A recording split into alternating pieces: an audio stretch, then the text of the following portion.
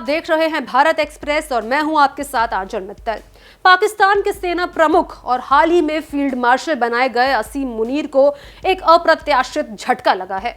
29 नवंबर की अंतिम समय सीमा बीत जाने के बावजूद उन्हें चीफ ऑफ डिफेंस फोर्सेस के पद पर नियुक्त किए जाने का आधिकारिक नोटिफिकेशन अब तक जारी नहीं हुआ।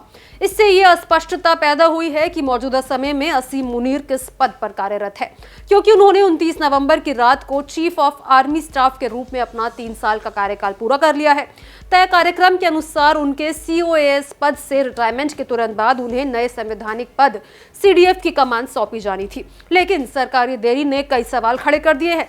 शहबाज शरीफ सरकार ने हाल ही में पाकिस्तान के 27वें संविधान संशोधन के जरिए chairman joint chiefs of staff committee के पद को समाप्त कर चीफ ऑफ डिफेंस फोर्सेस पद का निर्माण किया था। इस संशोधन को व्यापक रूप से असीम मुनीर की शक्तियों और सैन्य प्रभाव को बढ़ाने वाला कदम बताया जा रहा था। CDF पद पर नियुक्त व्यक्ति को तीनों सेनाओं थल, जल और वायु के साथ नेशनल स्ट्रेटेजिक कमांड पर भी सर्वोच्च नियंत्रण मिलेगा। इसी संशोधन के बाद 27 नवंबर को chairman joint chief of staff committee रहे जनरल साहिर शमशाद मिर्जा रिटायर हो गए। इसके बाद माना जा रहा था कि असीम मुनीर की नियुक्ति महज एक औपचारिकता है। हालांकि नोटिफिकेशन ने जारी होने से राजनीतिक और सैन्य गलियारों में चर्चाएं तेज हो गई है। सवाल उठने लगे कि क्या सरकार किसी तकनीकी कठिनाई का सामना कर रही है या फिर कोई राजनीतिक कारण के चलते नियुक्ति टल रही है। इस बढ़ती अटकलबाजी पर केंद्रीय रक्षा मंत्री ख्वाजा आसिफ ने सामने आकर स्थिति स्पष्ट करने की कोशिश की। उन्होंने सोशल मीडिया साइट X पर लिखा कि CDF की नियुक्ति प्रक्रिया शुरू हो चुकी है और नोटिफिकेशन उचित समय पर जारी कर दिया जाएगा। उन्होंने ये भी कहा कि इस विषय पर अनावश्यक अटकलें फैलाना ठीक नहीं है और सरकार पूरी पारदर्शिता के साथ प्रक्रिया पूरी करेगी। दूसरी ओर प्रधानमंत्री शहबाज शरीफ इन दिनों यूनाइटेड किंगडम की यात्रा पर है और आज रात तक उनके देश लौटने की संभावना है।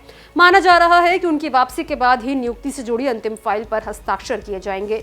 तो वहीं मीडिया रिपोर्ट्स के अनुसार अगले सप्ताह प्रधानमंत्री की वेतन वापसी के बाद नए CDF को लेकर एक औपचारिक कमांड समारोह भी आयोजित किया जा सकता है। इससे पहले बहुप्रतीक्षित नोटिफिकेशन जारी होने की उम्मीद जताई जा रही है। सैन्य विश्लेषकों का मानना है कि ये देरी किसी राजनीतिक असहमति का सूचक नहीं है, बल्कि मात्र एक तकनीकी प्रक्रिया का हिस्सा है। उनका कहना है कि संवैधानिक संशोधन लागू होने और पद संरचना में बदलाव के चलते नोटिफिकेशन में समय लगना स्वाभाविक है। इसलिए ये किसी भी तरह से असीम मुनीर की नियुक्ति के लिए खतरा नहीं है। अगर असीम मुनीर CDF बनते हैं तो वो पाकिस्तान के सैन्य इतिहास में सबसे शक्तिशाली पद पर बैठे अधिकारी बन जाएंगे। नया पद उन्हें सैन्य ढांचे की शीर्ष कमान सौंपता है, जबकि फील्ड मार्शल की रैंक उन्हें अतिरिक्त प्रतीकात्मक और संस्थागत अधिकार प्रदान करती है। इस पद पर उनकी नियुक्ति से पाकिस्तान की सत्ता संरचना में सेना की भूमिका और भी ज्यादा प्रभावशाली होती नजर आएगी। अब इसको लेकर आपकी क्या राय है, कमेंट बॉक्स में जरूर शेयर करें।